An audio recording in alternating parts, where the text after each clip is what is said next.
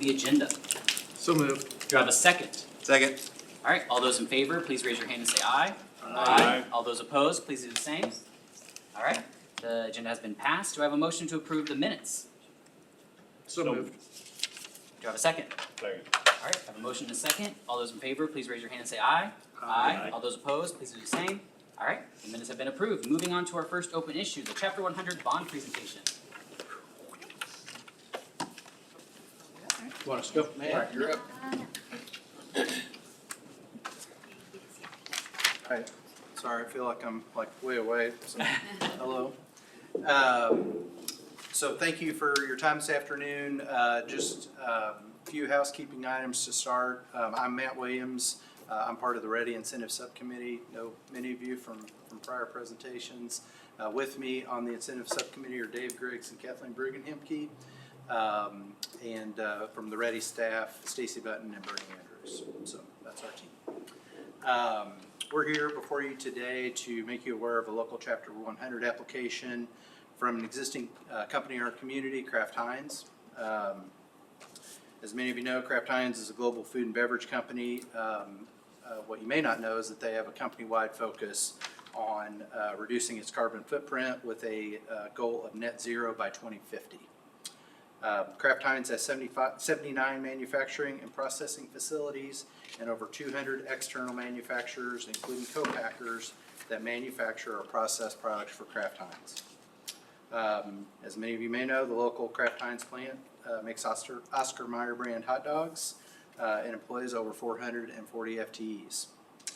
In order to meet these corporate sustainability goals and reduce greenhouse gas emissions, the local plant will need to spend approximately $92 million over the next 5 years to modernize the existing facility.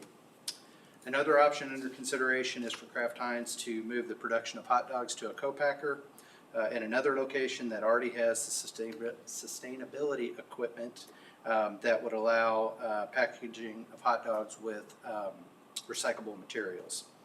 As I mentioned, the company already works with over 200 external manufacturers and co-packers, which would make this a very viable option for the company. The company is evaluating these two alternatives, and a decision is expected in June.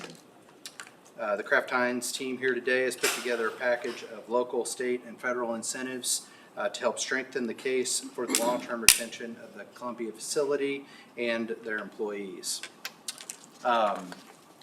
This application is for a 75% property tax abatement on personal property, primarily machinery and equipment, that would be put into place over the next 5 years.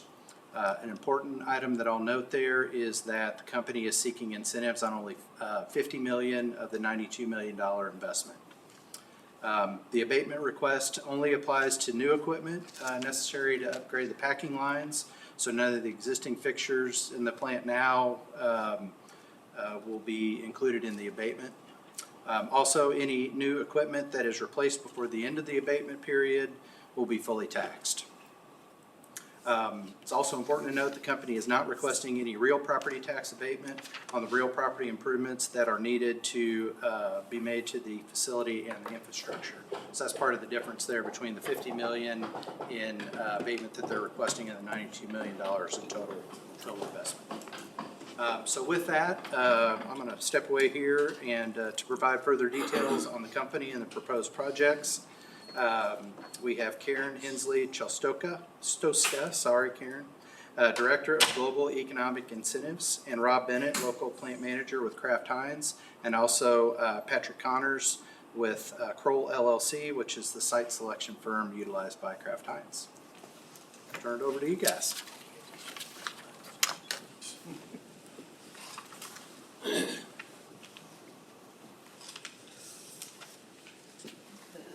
Clicker's here. Clicker's right Clicker's over here, Karen. We moved it on you. I'm sorry. I'll send it. I can drive if you want. Hello, everyone. Thanks for having us tonight. Make sure I can work this. There we go. Okay.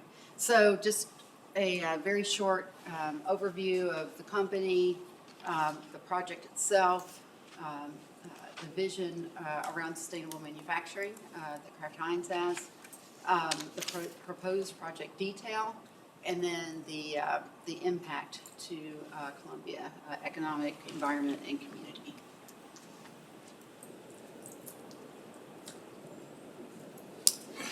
Good evening. So my name is Rob Bennett. I'm the plant manager for the facility here in town. I've been with the company for 28 years. I have been here in Columbia for 18, and I've been the plant manager for the last 7 next month in June. So we were purchased back in 2015 by the 3G Corporation and Heinz, and made the one company, Kraft Heinz. Number of changes since then, consolidation of plants, and we are now, since that consolidation, the sole producer of hot dogs, of Oscar Mayer retail hot dogs. So the goal here is to appeal to you guys, make sure that we can get the incentives we want, and bring the project into the plant. We're a very successful plant. We won it back in 2015. I'm confident we can work with you guys and do it again. As was mentioned, we've got 79 manufacturing facilities. So 36 plants started out in North America. We're at 32 to date. And we have 3 here in Missouri, Columbia, Kirksville, and Springfield. 36,000 employees, but here it's about 500 in Columbia. And we've been there since, go ahead, since 1985, when we built the plant here. It was one of the first plants that was considered a focus plant. That being said, most of the manufacturing facilities within Kraft Heinz manufacture more than one product. Other plants that made hot dogs at the time, Davenport, Iowa, Madison, Wisconsin, and they built the plant here to simply bolster the amount of hot dogs that were produced. So they built a facility with one goal in mind, and that was to make hot dogs and make all they could. So the line expanded in 1991, adding some off-the-shelf technology, the ability to make unlength hot dogs, and then expanded again in 1998, adding in more Oscar Mayer proprietary equipment to make more in the jumbo size and 10 count. From then, we started a project and finished it once we became Kraft Heinz in 2016, that replaced all the equipment that makes the hot dogs and added a packaging line. That left the 3 legacy packaging lines in the plant, and some of those are what we're here to talk about today. It's really around replacement of those assets that take the hot dogs and put them in the package, and changing the packaging that we use. Today we extrude our own resin and make the film online, and use that to package the hot dog and package it in such a way that it stays with the Oscar Mayer legacy, that way back when he individually wrapped each hot dog, showing that it was premium. We still have that packaging today, where we wrap 2 packages together and have that yellow band of quality. So that's about the plant. All right. So now we'll just talk about the Project Lightyear itself, and I think Rob gave a really good introduction to it. So we are company-wide looking to reduce our carbon footprint. We're looking to go net zero from scope 1, scope 2, scope 3 by 2050, and have our emissions by 2030. This is part of a larger project that we've proposed to the Department of Energy. We start those negotiations. We've made it all the way to the negotiation stage, which is huge. We're one of 33 companies that made it that far out of over 400 that applied. But if we move forward with those 10 and decarbonize all 10 of those, that will get us significantly down the road towards our net zero goal. And Columbia's a big part of that. And in addition, that's just the emissions from our boilers and our processes. And then the other part of the sustainability is moving to this packaging that can be fully recyclable once the infrastructure is in place around the country. So, so that's a little bit over, I guess, a summary of our imperative. Do you want to talk about the? Yeah, absolutely. So, Patrick Connors, Kroll, consultant to the company. So I think, the project really has two components to it. There is a modernization of, to make the processes more sustainable, both via the packaging lines and the decarbonization initiative. And then there is a core retention component of the project. As a result of the new leadership, the company is examining their manufacturing footprint nationwide, and as a result of that performance metric, they need to determine which companies they're going to keep investing in and which ones they're going to look to outsource to co-manufacturers. So this project's really a way for the Columbia facility to strengthen itself within that performance assessment and make its case for why it should continue operations here in Columbia. So the retention is, we're looking at potential loss of 447 full-time jobs and further investment. Obviously, if they were to invest $92 million, they wouldn't pick up and leave tomorrow. That'd be a tentpole event for the company to stay for the hopefully for the long term.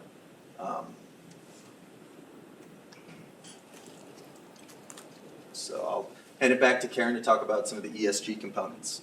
Yep. So as I mentioned, we're looking to decarbonize as a start 10 of our plants across the country.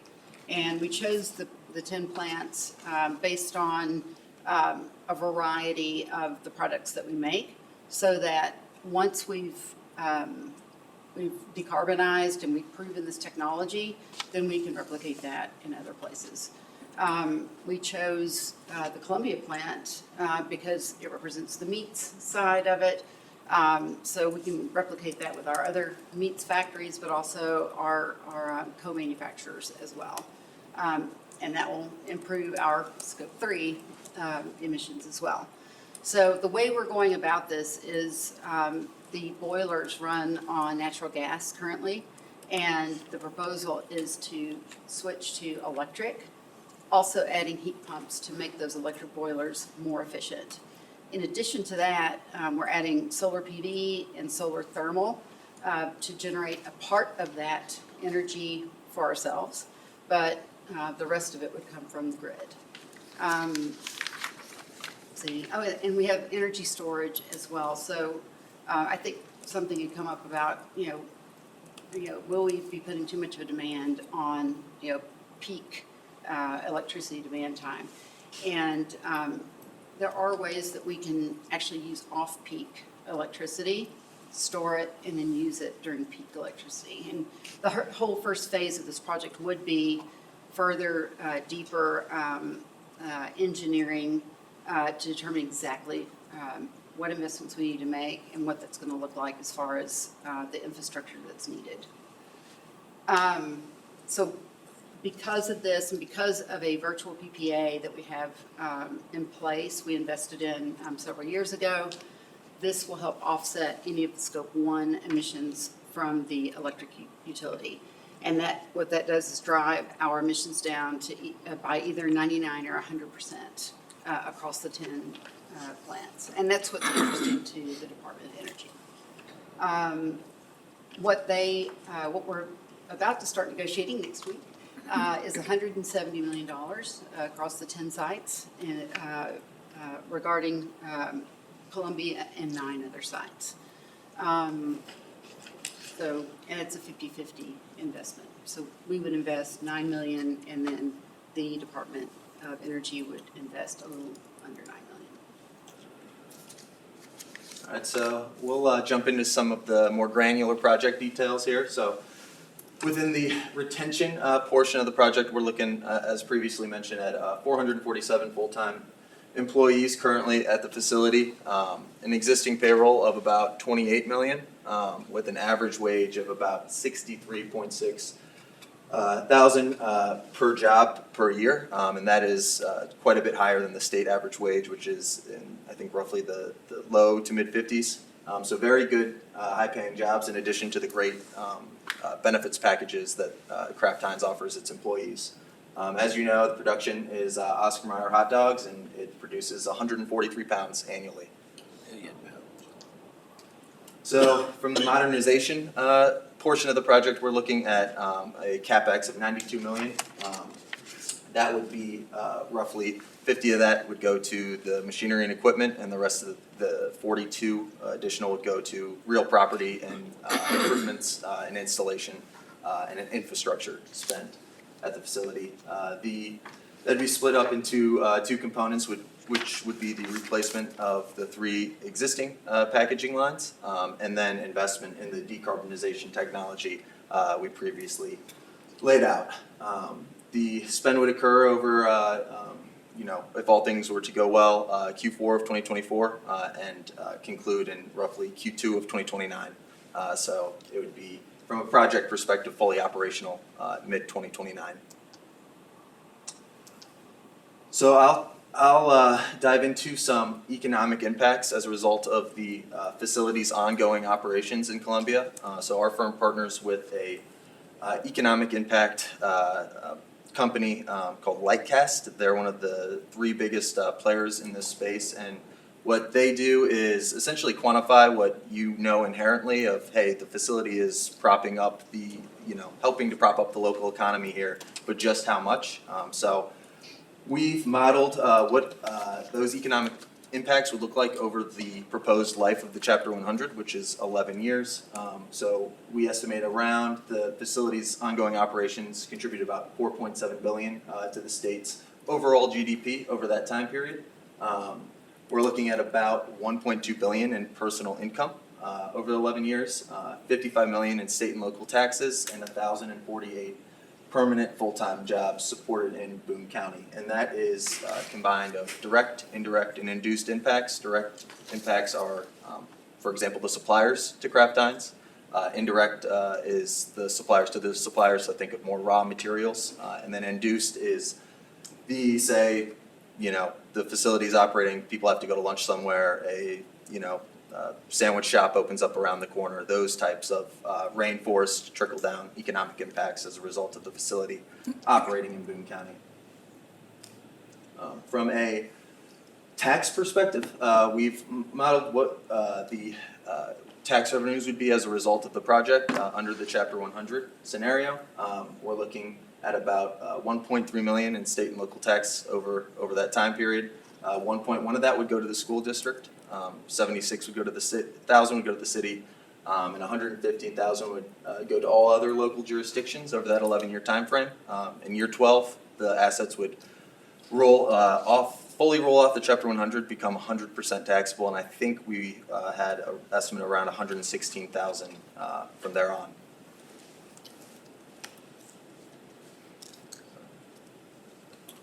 So a little bit more about who we are and what comprises the plant. We're an extremely diverse company. We're an extremely diverse plant. Since I've been here in the 18 years, it was diverse when I got here. We have folks who come from 44 different countries to work at the plant. There's 24 different native languages that are spoken at the plant. We do a lot of work with City of Refuge, so we have a number of folks who come through the process and continue to. We have 3 to 4 folks a month that come in, enter our attempt to hire program, come on as full-time. We have 150 employees who are first-generation immigrants to the United States, converted to be U.S. citizens, something those folks are extremely proud of. And we've also incorporated English as a second language for a number of those folks. It was hot and heavy pre-COVID, and then it died a horrible death. So we're in the process right now of attempting to resurrect that. We've reached out a couple of times through the school system here to get things started up again the way we used to have them. We had anywhere between 15 and 25 folks in that program at a time, taking classes there at the plant. It was deemed very successful. Fundraisers, giving back to Columbia, so Taste of Columbia has been a fundraiser we've done for the last couple of years. It's been extremely successful. All those proceeds went back to City of Refuge. American Legion, we sponsor a barbecue booth there, as well as some things outside of town, Moberly, barbecue and bourbon festival. University of Missouri, we have a number of folks there who have come through, learned manufacturing, completed capstone projects within our plant, which benefits us and in their learnings in their engineering degrees. And then Unchained Melodies is one that we did for dogs and cats, a collection of foods and stuff for them as well, in addition to some of the other things that we've done through our people pillar of the plan. We have the slide with the impacts. And it'll be I after think that that's on one. the next slide, if we want to get into the numbers. There we go. So here's just the appendix of what I discussed before on the tax impacts, but these are the estimates based upon our best numbers to date on what we believe the taxes will be over, the tax revenues to the respective districts will be over the term of the Chapter 100. So as you can see, roughly 1.1 million to the school, 1.25 million overall, and we project in that 12th year it would be at about 116,000 total. And this is important to note too, this is incremental to what is already existing, so these would be all new tax revenues. Any questions? Yeah, with that, we'll take questions. Yeah, I know a lot of, I say a lot, in minimal ways of the race relationships and folks that I have, but Rob, I was curious if you could just talk a little bit more, like what is the relationship like for the workforce that works there and how that connects to this community? What's the relationship like for all the workers there and what that community is like when it comes to engaging as a group of workers as well as within the Columbia community as a whole? So we pull a lot of folks from Columbia as well as a lot of the rural areas as well. A number of folks commute from quite far away. Our schedule is half the plant runs on a 3-4 schedule, so they work 3 days, they're off 4 days, and then work 4 and off 3. So it's a 12-hour shift, so a number of folks commute in together. So we do tend to hire, and during the summertime, we'll peak somewhere between 70 and 90 temps. And then in the off-season, when folks aren't eating hot dogs for Thanksgiving, it slows down for us. We do our projects, equipment rebuilds, those kinds of things. And then that number dwindles down to 20 or 15. But that main base stays very constant. And we've got folks who've been there since 85 when they started building the plant. So it's a great bunch of folks to work with, it really is. They're very excited. A number of the things that we've put in place over the last 10 years, our management system really focuses on hourly management, development of operators, those folks driving productivity ideas. We have a thing called the Hot Dogger Challenge, which is each of the processes compete each quarter to have the staff cook hamburgers and hot dogs for them around the metrics. So safety, quality, cost, ideas around productivity, all that stuff's driven from the floor. So it's they're very diverse, but they all know how to make hot dogs and they all know why we're there and want to keep the place viable.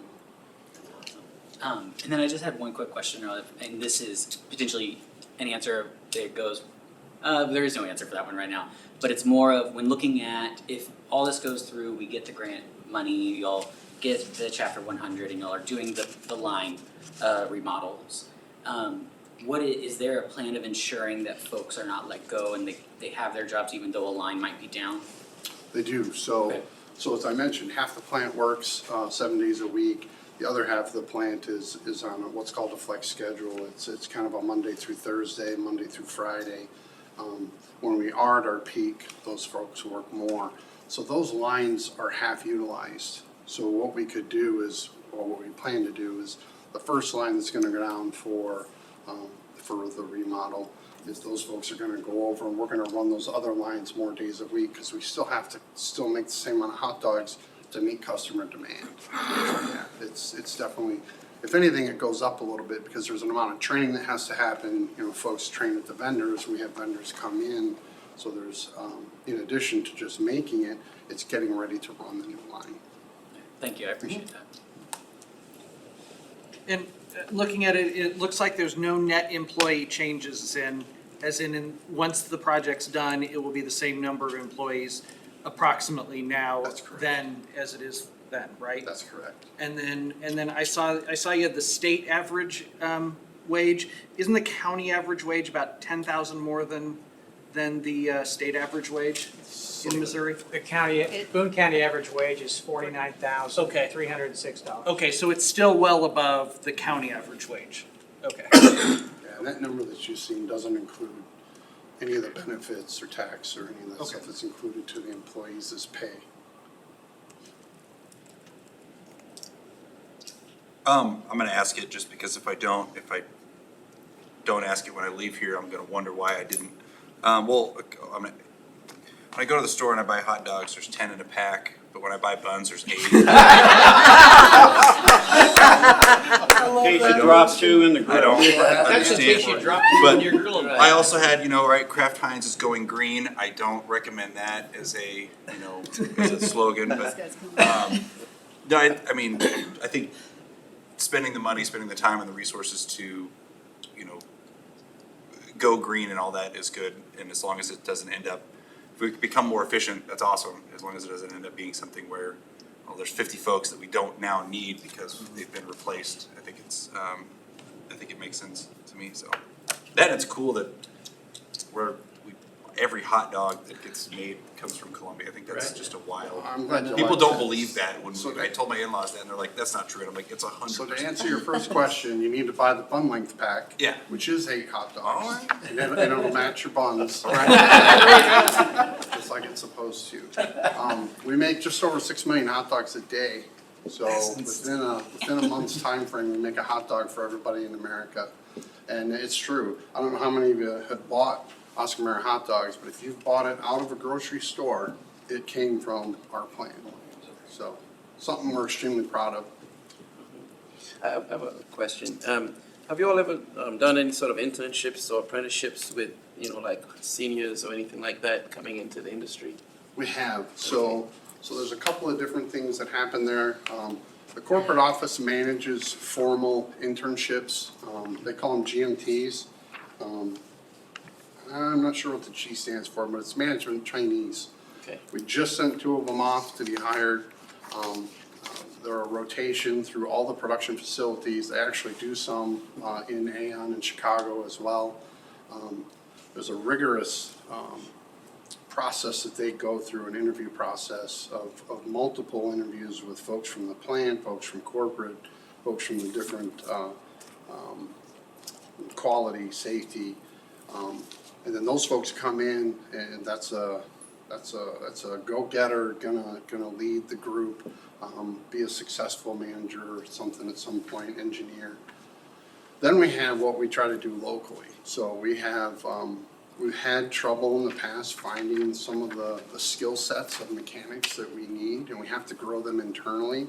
So we've done a lot of development of taking operations folks, pulling them into the maintenance group, and then working through an apprenticeship program that we have.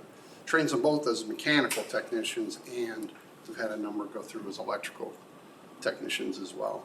We also do work with Lynn Tech, their mechatronics program, their electronics program.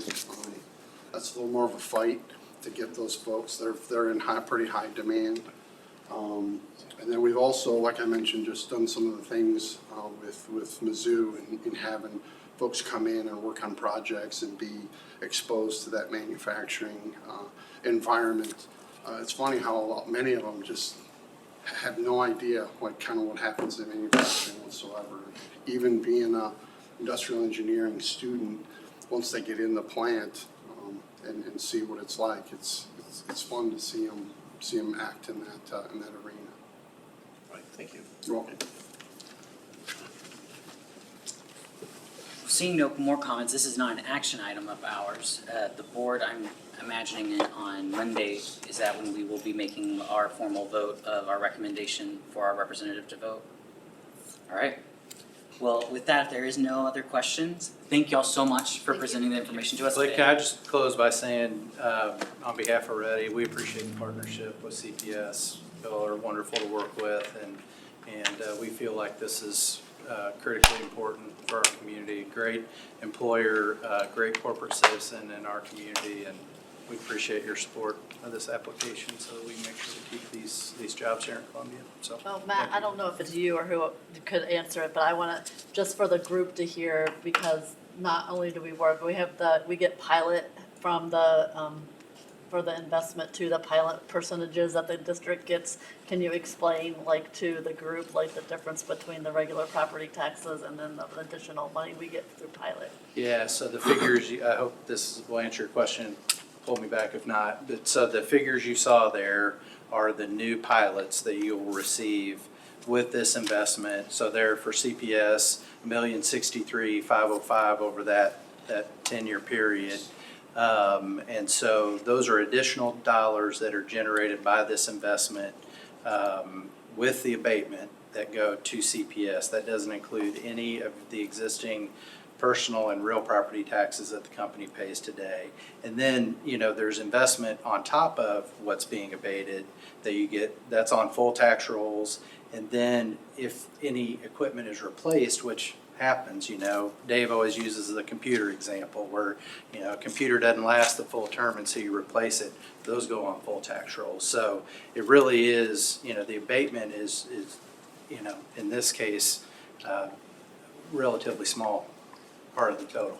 And this is a 70% abatement, so is it 75. just, is 75, so this is, you're paying 1.2 additional, is it fair to say that it would have been 5 million then? But see, the difference there, Ryan, is without the incentive, the investment doesn't happen. So that's the issue. And so these are dollars that are being created through this investment that wouldn't happen without the incentive. So. And without the investment in this particular plant, we could go, hot dogs might get made someplace else. Our fear is it goes somewhere else because there are co-packers that already have the sustainable packing lines that they could move to. And, when we did Chapter 100 with Kraft Heinz before, there was a plant in Madison that closed and we kept ours. So that's why Ready's involved.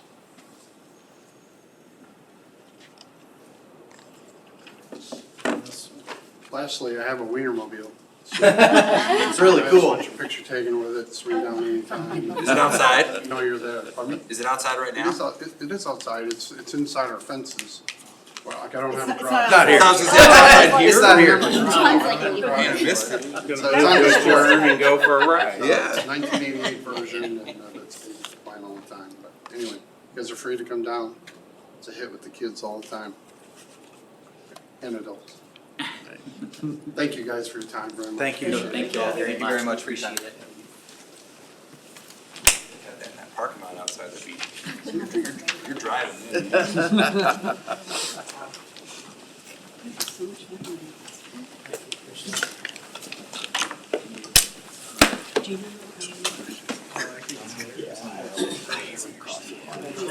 Yeah.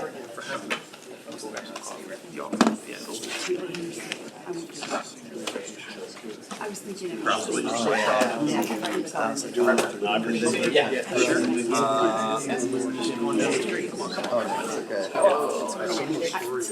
yours is on, so. I never.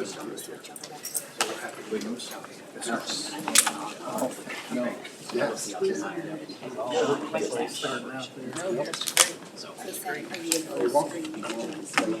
Are you in? Sure.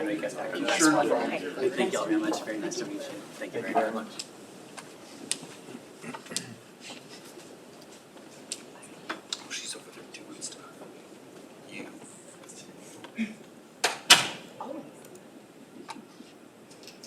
this supposed to be red? Was it not red a minute ago? I swear it was red. There it is. There you go. Okay. Okay, well, thank you guys for being here tonight. We're gonna go through our next topic tonight, which is our latest financial update that we have. Mainly what I wanna talk about is a lot of information coming out of the state as the budget, season comes to a close at the state level, where we are at with our revenue projections, a summary of our one-time additions and recurring expenditures that we're going to build into the budget for the 24-25 school year, and then a look at our 5-year model.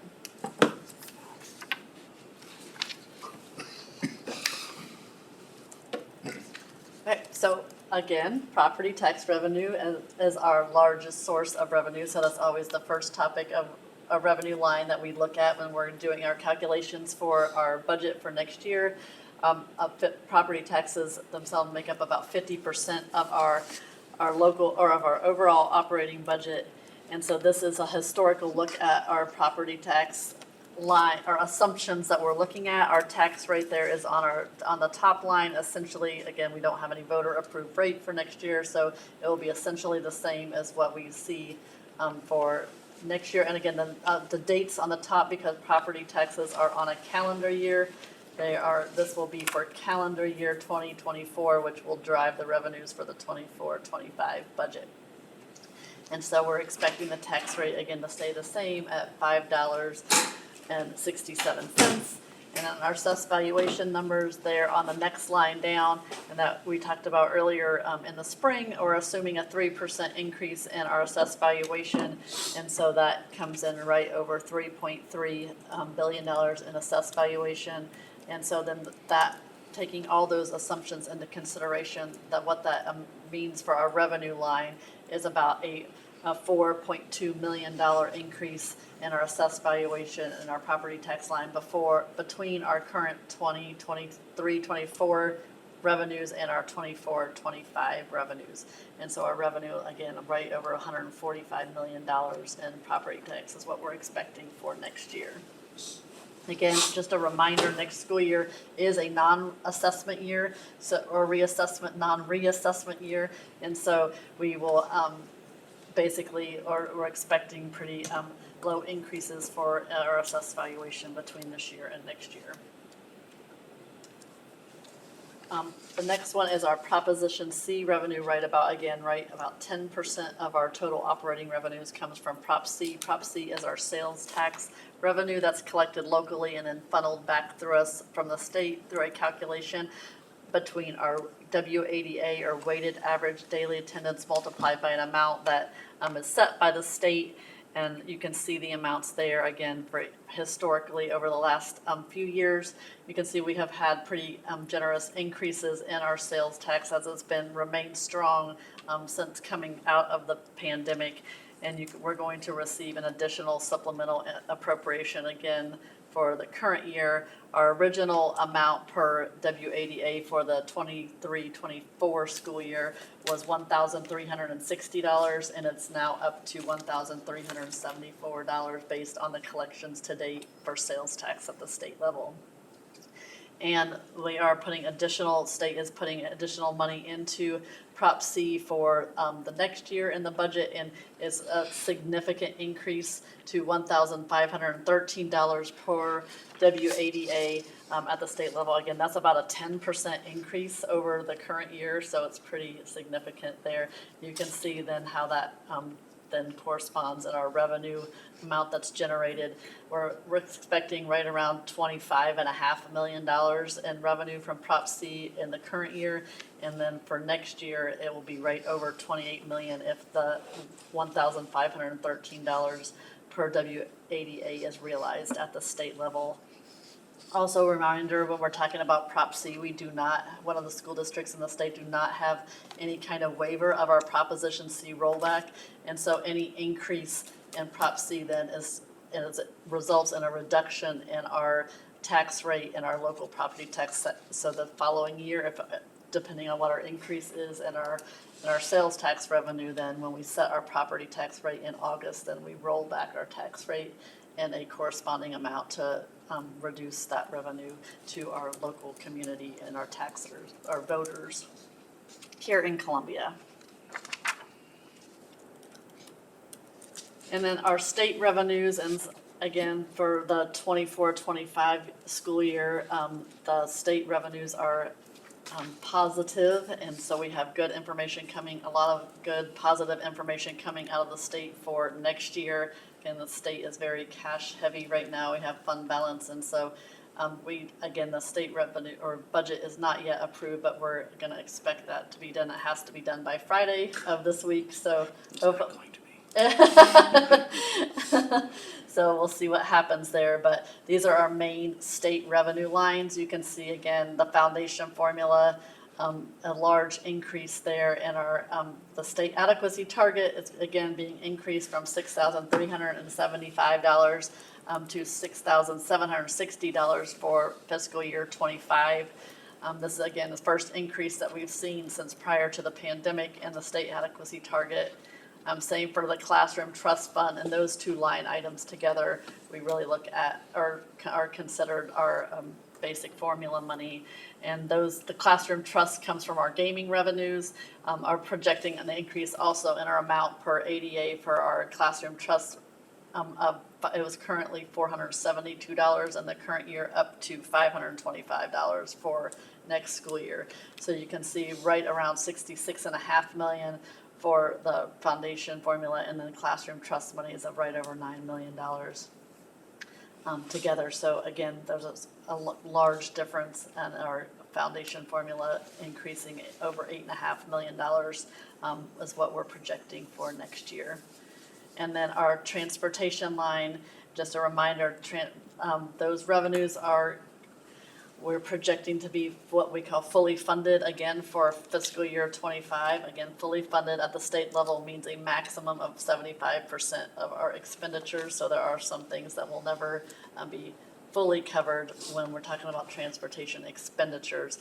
But the transportation revenue we will receive next year is based on the expenditure information for the current year. And so it's always a year in arrears. So annually on our annual Secretary of the Board report that we submit at the end of the fiscal year in August, we fill out what we call the application for state transportation aid. And so all of our expenditures and ridership data for the current year is submitted to the state.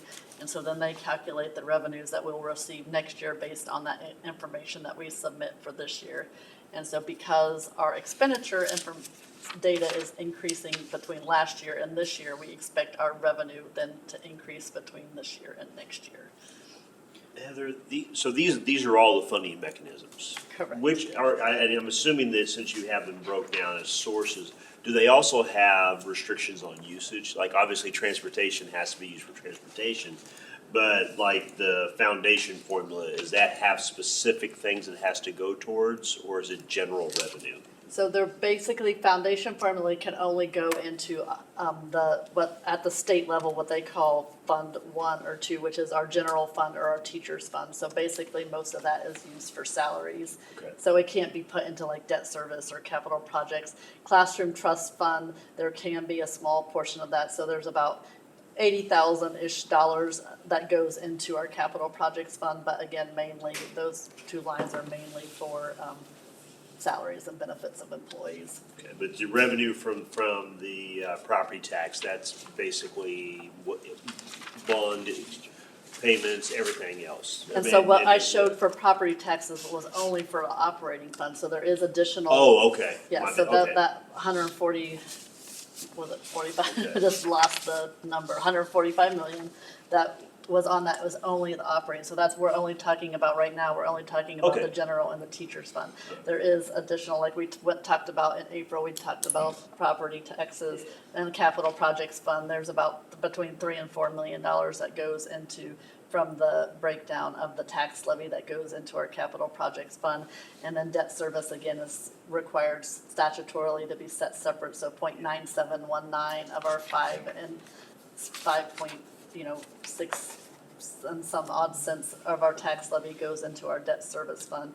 And that's again a calculation that we do. It's actually, we could you typically, when we go through the calculation from the state auditor's office, it is more than that, and we roll it back, because we promised our voters that we would keep the debt service levy at the 0.9719.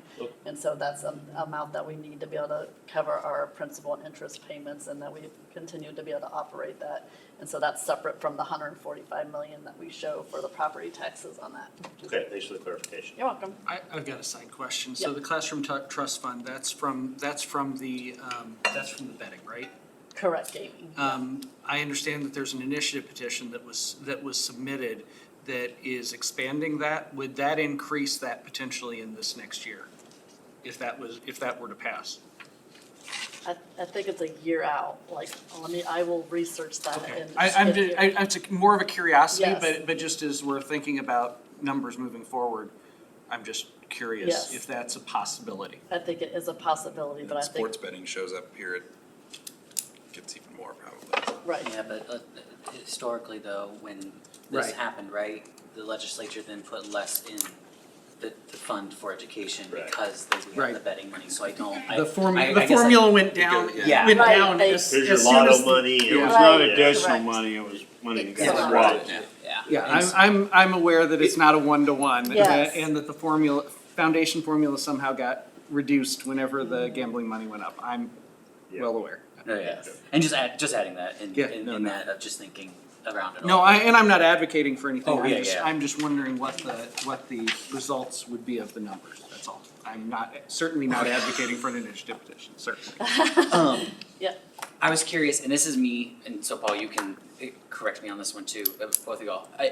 The budget getting approved right now, that's the budget for next year by for the state, correct? for fiscal year So like 25. when it comes to getting our state money every month, for at least calendar year of 2024, we're good from the state. We're not, Correct. okay, if they don't approve their budget, like we're not gonna be pulling. If they don't approve their budget, everything shuts down as of July 1st. Yep, and so this next slide, see the final budget is constitutionally supposed to be adopted by 6 PM on Friday, May 10th, and so we'll see final decisions again there. We'll They see have what not happens. worked on it yet this week, Yeah. so it's very possible that we'll need a special session. Yeah. So as we just talked about those state line items, this is kind of a summary of what that fiscal year budget, again, I guess that should be 25. 24, 25, sorry, I didn't catch that. At the top, the fiscal year 25 K-12 budget. Full funding of transportation, again, to be able to do that, it costs about $361 million statewide. Again, they have to put additional $16 million into the total revenue to be available to be able to fully fund that amount that they're saying. The fully funding of the foundation formula with that state adequacy target increase to 6,760. Again, that's an increase of approximately 120 million extra dollars from the current year to the next year. And so they're saying that is the amount of money it will take to make that promise to fulfill it at 6,760 statewide. The career ladder, again, this is a matching program for a total of an additional 75 million, requires 60-40 local match. And then the Prop C, an increase of another approximately 119 million, and Prop C funding our sales tax. And then just a reminder that CPS does do the rollback on our tax rate for that. And then again, our final budget should be, if not, we're going to have a special session or we will. Any other questions about that state? And so then we'll kind of just talk a little bit about, because we know this was signed by our Senate Bill 727 was signed by our governor late yesterday afternoon. So just to kind of revisit what that means and some of those general provisions that are in that, since it is significant and it will be affecting us here in Columbia. Voucher program expansion, increasing educational savings account program, again, from 50 million to 75 million. The charter school expansion, which is the big one in Boone County specifically.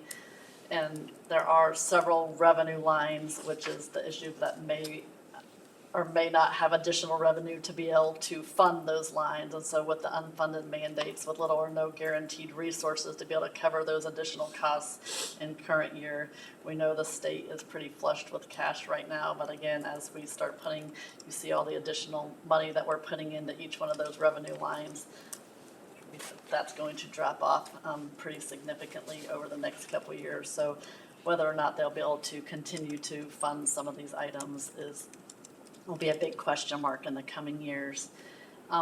Also, one of those lines that we're gonna have to start as we're calculating our foundation formula is the modification of our definition of WADA, or a weighted average daily attendance, is changed with this law as well. And just a reminder that the governor did sign that yesterday. And this next slide just says some of these revenue lines that we're talking about that are included in here, increasing the small schools grant. Again, Columbia doesn't qualify for that, but additional money into that. Increasing the threshold for eligible early childhood pupils to be included in the calculation of the average daily attendance for foundation formula. Increasing that threshold from 4% to 8%.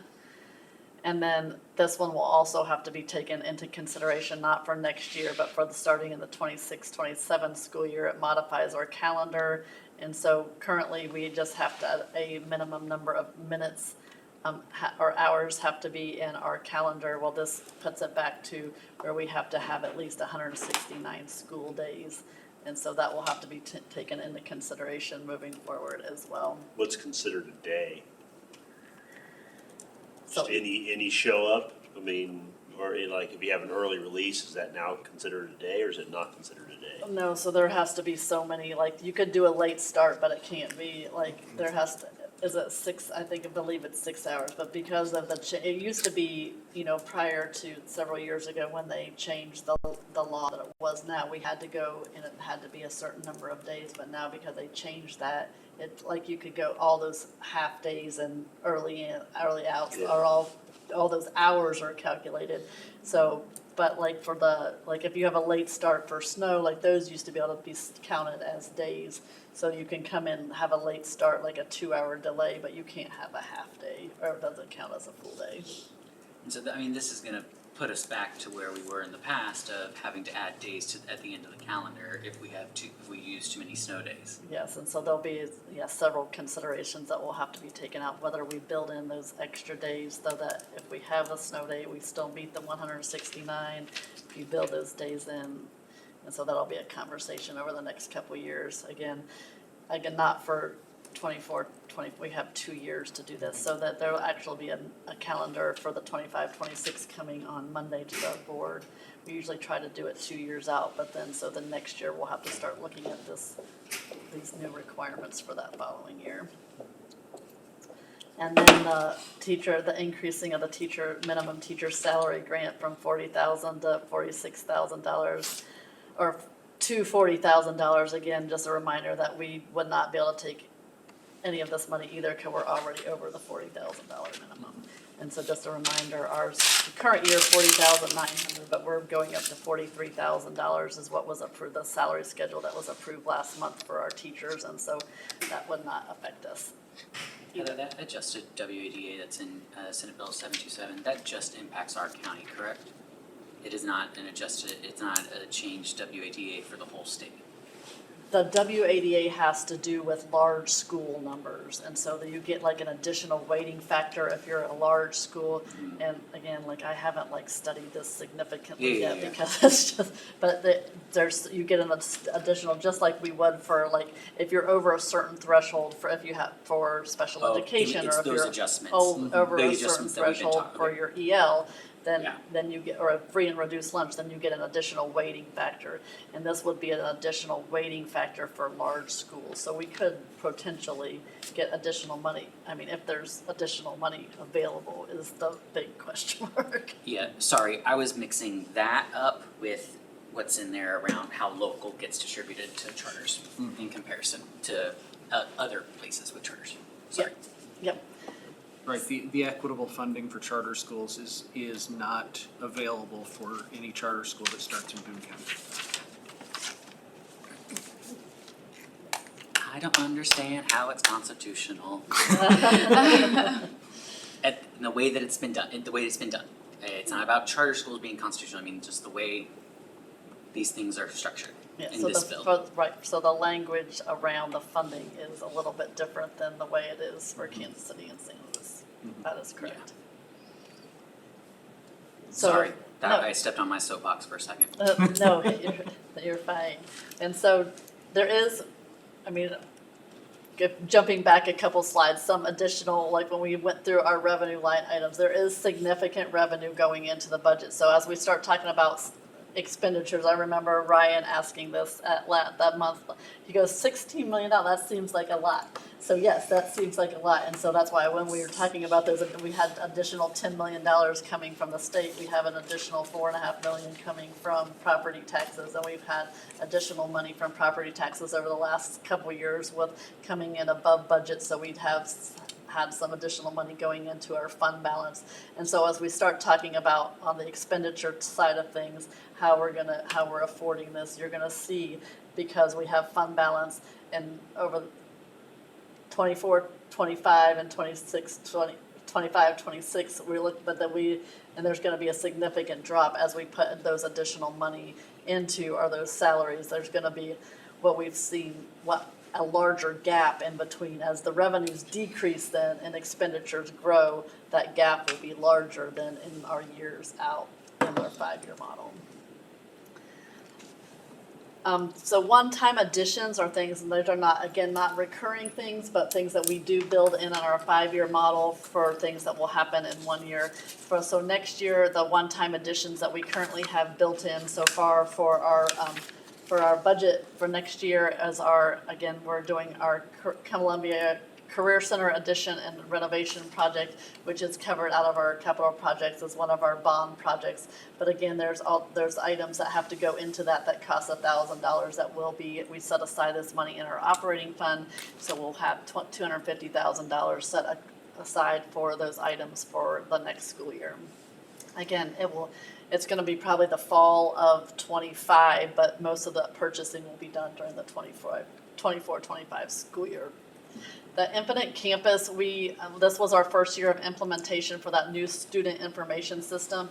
This was over $100,000 stipend for last year, but they do want to retain a stipend for one person at each one of our schools for next year to kind of continue to help support before that goes away. And so it's at $30,000, but it's not going to be a recurring. We're hopefully coming out of our assessment, intervention, and data department, and we're saying just to be able to support for one more year.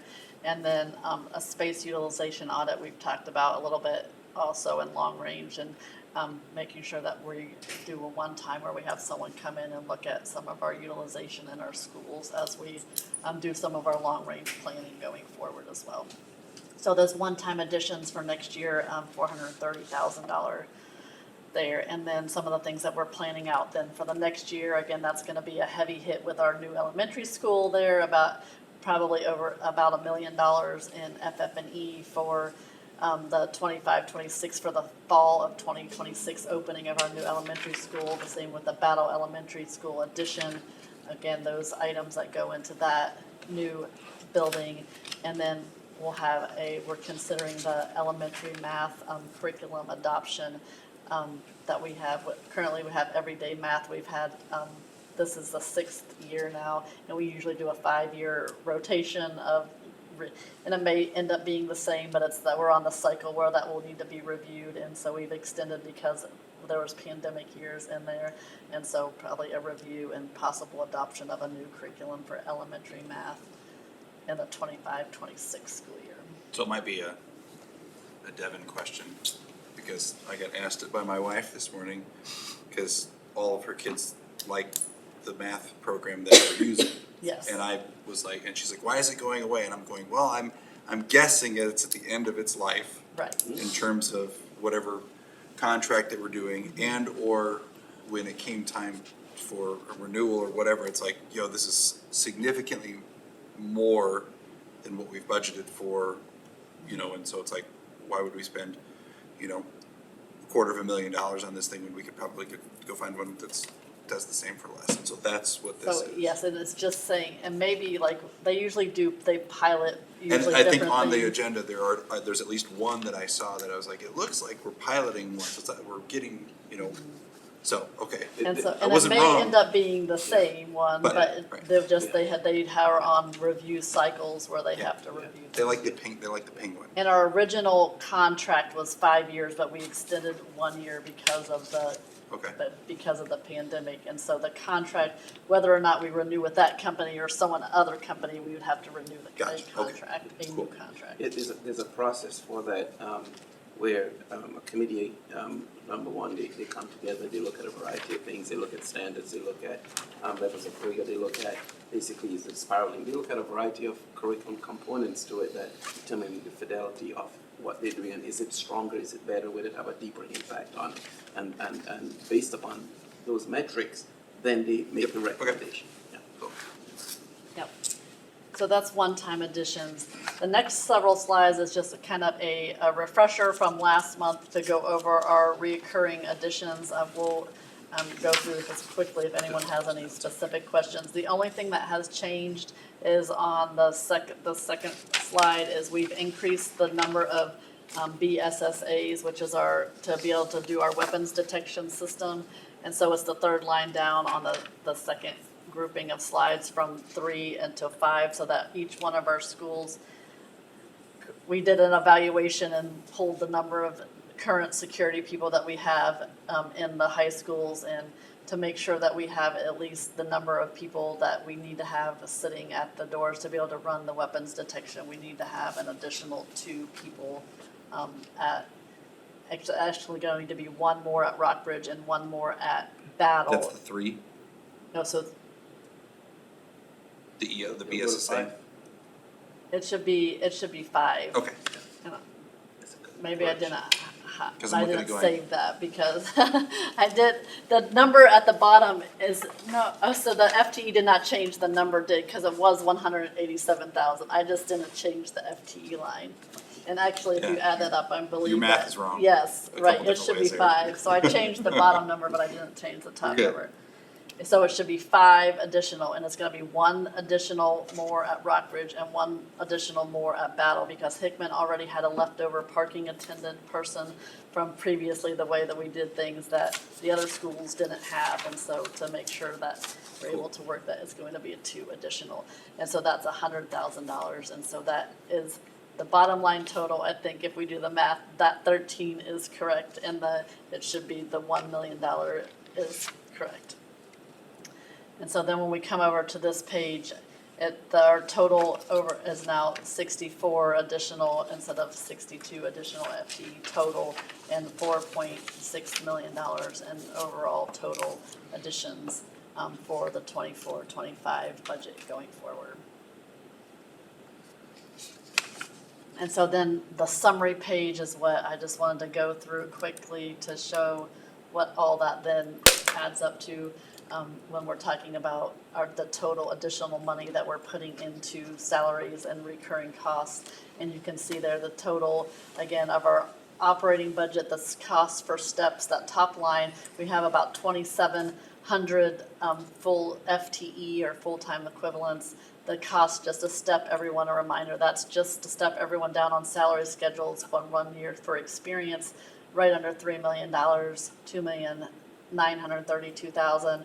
And then, so if you go down the columns, we have total salaries, and then benefits is underneath of that, and if we're going cross, so the first line is all of our salaries, and so one's cost to operate, and then the second, the 7.6 million is the additional money we talked about as we walk through all the percentages that all of our employees are getting for additional money into salary schedules. And so the additional money we're putting into salaries for salary schedules and steps is $10.5 million.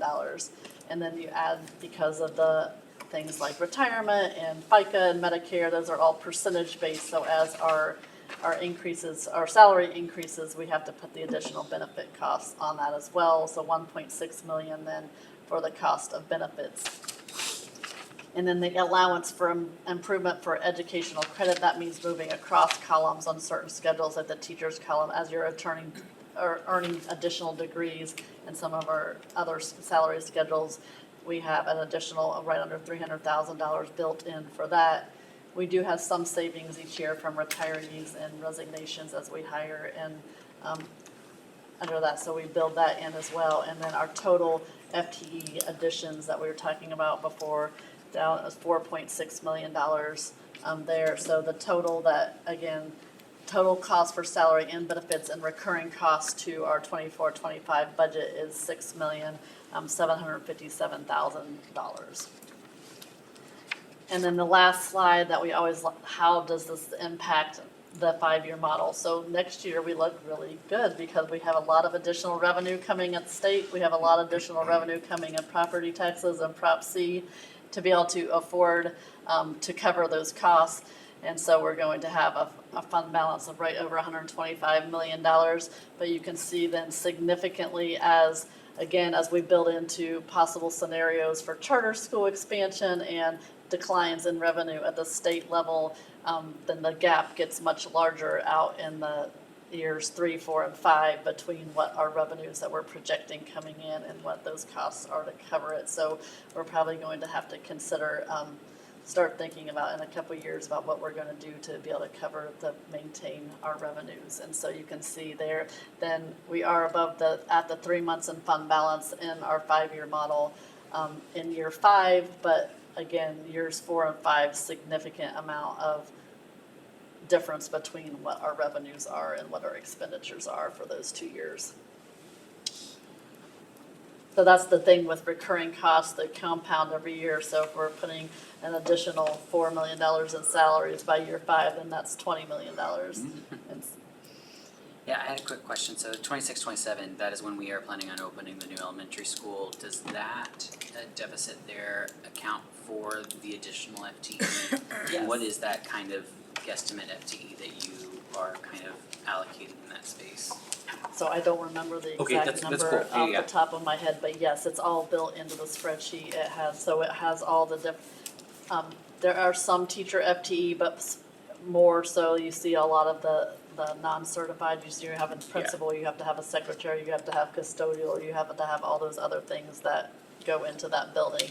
And so all those FTE are built in to the 26-27 school year and beyond. And so that's why you can see significantly, especially when you look down at the second to the bottom line, which is our average monthly expenditures, how much they're increasing by the additional amounts that you're putting in each year. So our average monthly expenditures are increasing by over $1 million between each year. And so that's a significant, you can see between 24, 25, and 26, as we go from 23.7 to 24.9, almost 25 million, and then that continues to grow then as you go out. And again, between 26, 27, there's that additional FTE built in as well for the new school. And we have contract approved, and correct, or am I blanking on making a vote on that one? Did we? The contract. Teacher contract? Or are we getting it approved? Oh, the CBA? Yes. Yes. Sorry. Collective bargaining It's agreement. been a crazy Yes. month for me, and I'm Yes. like, I don't wanna be like, we approved that and we Yes, didn't. at the work session in April, we yeah, approved okay. the salary schedule and the collective bargaining agreement. for So teachers. with that, right, Yes. this 5-year model, it stops, it freezes salaries in the sense of you're still doing the steps in your modeling, but after 25, 26, there is an additional increases to the salary base. 26, after, it's 3 years, so we Okay, have it- 3 okay. years, remember, we locked in teachers, and so we have additional money into salary schedule improvements for 24, 25, 25, 26, and 26, 27 Okay. for salary schedules.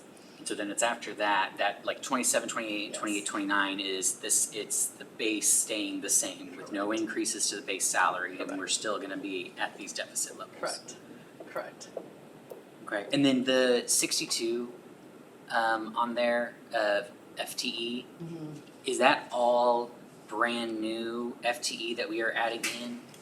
Or, Yes. I know, cause like as we were saying, talking about some of the BSAAs being some adjustments, and it's okay if you're like, So the total, I believe, was right, but I said, I'm gonna go back here, but on this first one, we talked a lot about this last month, but some of these are not new positions, they are, we're absorbing them onto district funding from ESSER, so like you can see, our instructional mentors is 10. So those positions currently exist, but they're currently funded with federal dollars that we're no longer going to receive going forward.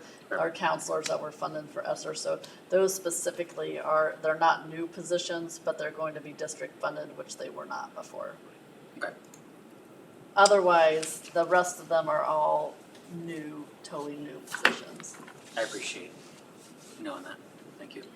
When are we gonna start the hiring for the new school?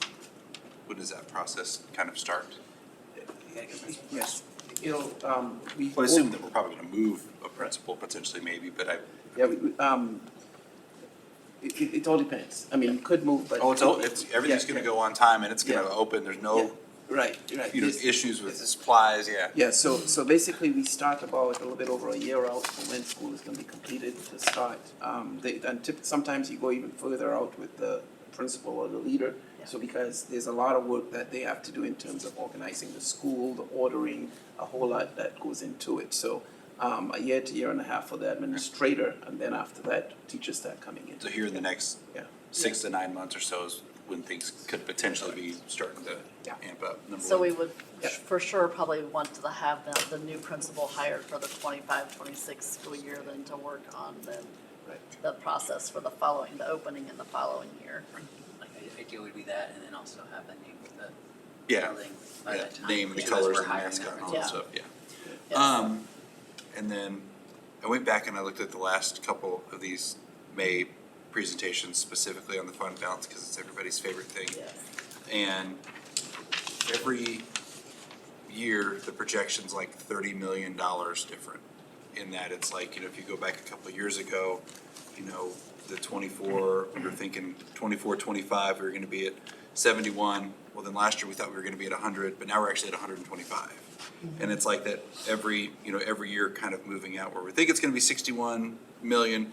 Oh, it's actually 90. No, it's actually 124. And it's, and I understand that it's there and why we have it. And it's, Blake's brought it up several times, and it's always an excellent point that it's like, thank goodness we had it, during COVID, et cetera, Right. that we didn't need to do, big major things. But, at what point does the fund balance get to a point where we can go, man, that's some extra cash money that we could potentially use for one-time things? I know that we've got rules and stuff with like, we moved some money out of the capital improvements Yep. thing for Rosetta, et Yes. cetera.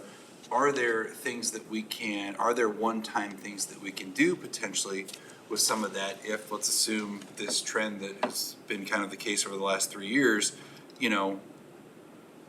we were thinking we were gonna be at 125 and we were actually at 150 at the end of the year. Yes, and yeah, so that if there's the will of the board to look at some possible scenarios for one-time expenditures, we can definitely, like we Where- talked about capital, specifically capital things or things that are easy that you can talk about that are definitely one-time, that are not something that you then have to absorb. Sure. Ongoing, for sure. I don't think anyone could have imagined the revenues coming out of the state, like, in my 20 years, have I ever seen an additional $10 million going into the state budget? Right. in And I don't state wanna revenues? get it and spend it, Yeah. Well, that's It's- my fear is because then, Sure. especially like, if we're gonna have really, and then we're all not only gonna have not an increase, we're gonna have a decrease in state because if with the charter school stuff, as that stuff that's why even like if you look at our 5-year model, like the gap has never been Sure. as wide as what it's gonna look like. But in our- it's always, one of those things where I look at it as, charter schools are gonna happen, Yes. regardless of, Right. and so I kind of look at it as anything that the district can do to continue to promote itself as, so a charter school opened up. This is still the place to be. Right. This is still the place, and so if there are ways to do that, Right. I'm not talking about getting every kid that rolls in, a new cell phone or something, or I don't know. I don't know what it would look like. I'd like to sit down and talk to you because I don't know what the rules are with that sort of stuff. But if it's like, if there was, and and I don't know how we would work it with the board or whatever, to be like, if we're $5 million over, what can we buy? Right. What can we go get that's going to enhance one thing or another? What, I don't know if, so. We can start looking at the deferred maintenance list. Yeah, I yeah, mean, if it's, I think if it's just To something be as honest with simple you, as, that's- you know, that's hey, where hey, I would Randy, rather see it what go $5 if million we're gonna do this. project could we do that And could? I think the other thing too is just knowing that everybody's pointing at, for us as a state, we are gonna be hitting the financial cliff Plateau. in a year and a half, more than likely. There's also wondering around how economy seems to have been in the space where it's at, and that's not where folks thought it would be at. Thought it would be worse, and is there been a stalling of what's going to be a hard hit? And I'm not trying to be doom and gloom and like look at that Right. but like knowing that Tom's not say- here, so someone has to. right, like knowing that state is trying to Yeah. get rid of all this money. Yes. And there's a lot of things in Senate Bill 757 or 727, sorry, that we all know is unfunded mandates Right. and is going to become, that don't really benefit us. Like, we're not gonna potentially see some additional money.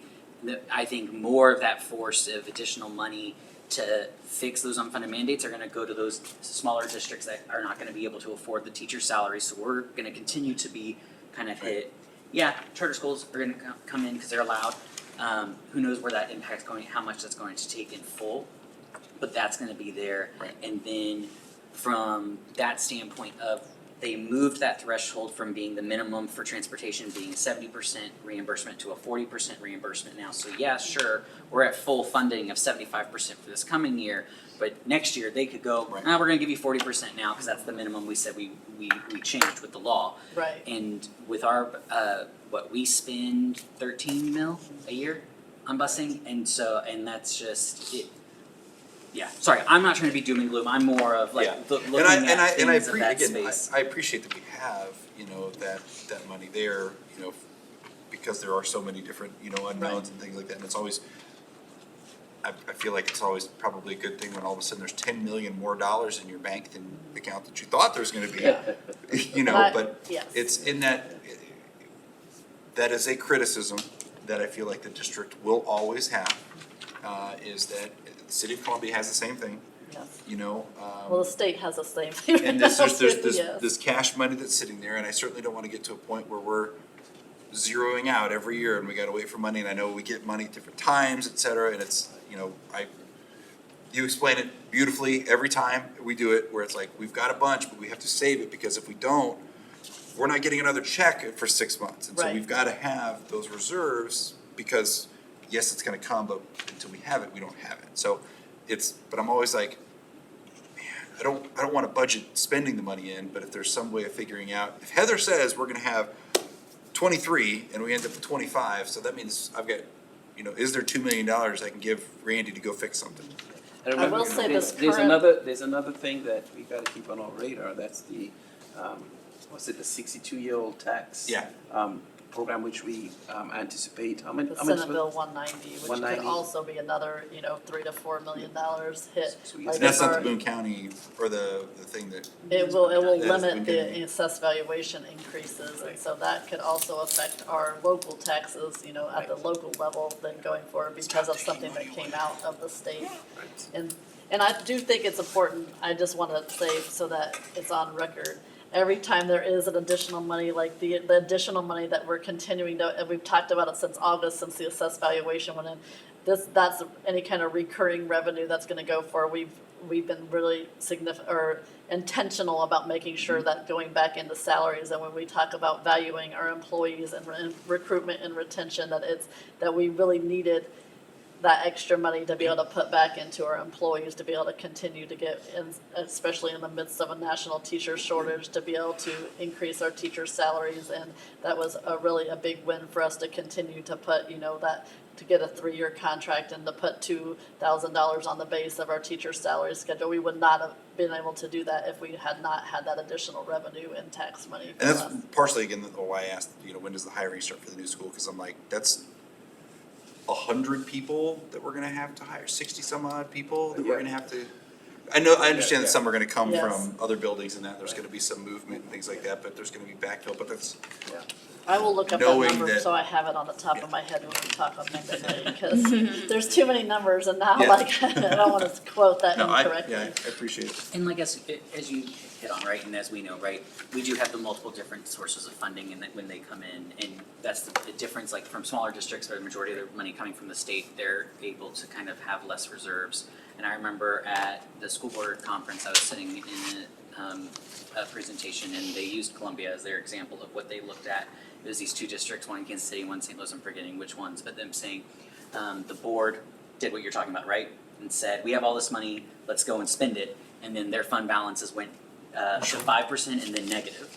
And so then and staff talking to their boards really saying that like, here are examples of like Columbia and other things that are doing this well of having these spaces there and having these fund balances. And I mean, share that not because you don't know that, Yeah. more of if this is the first time someone's hearing this conversation, Yeah. I just want them to hear that too, because I'm sure there's absolutely wrong, or less effective ways, to do it. Again, it's always just, I guess I'm thankful that the math ends up being where you're short, where you think it's gonna be 100 and it ends up being 110 and not the other way around. Yes.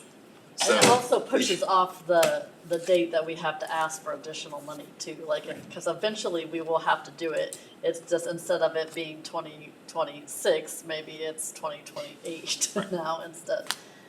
And our on the expenditure side, most of this is on the revenue side, the last couple of years, and we've been very transparent about the assessed valuation coming in higher, the 25% increase in personal property tax for the 22-23 school year, again, an additional $5 million in property tax revenue for this current school year that we had. And so to make sure that but on the expenditure side, it's gonna be, I'm projecting less than $1 million difference in a $265 to $70 million budget for the current school year. So when we're talking about projecting salaries and then projecting expenditures on the expenditure side, like very little of that. It's like that. It's less than 0.5% difference between what was budgeted and what we're gonna actually realize on the expenditure side for this year. I just wanted to clarify for myself again, the fund balance, that's operating funds, that's not bond revenues being held, that has been spent on capital projects and stuff. Okay. Yes. It's not in your purse. No, it's Hold on. not. There's no bags of cash sitting in my office. Only one pot of money. Yes, there's one. any other questions, comments? Data points we wanna ask Heather that she goes, let me note that for Monday. All right. Anything other questions that we have? I wanna make sure that I Alright. wipe out the cobwebs in the back of my brain. Well, seeing none, do I have a motion to adjourn? So moved. Do I have a second? Second. All those in favor, please raise your hand and say aye. Aye. Aye. All those opposed, please do the same. Alright, we are adjourned at 5:51.